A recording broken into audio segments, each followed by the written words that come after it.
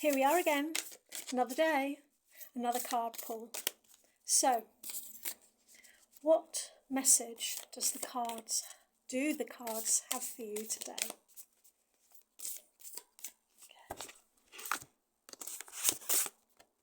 Okay. Be your best self always. That's the card today.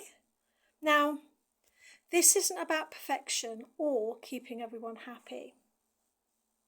It's about showing up as the version of you that feels aligned, not exhausted, yeah?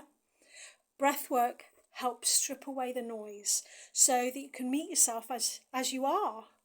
That's your best self, not some Instagram version, okay? Just you, present and real. Be that today.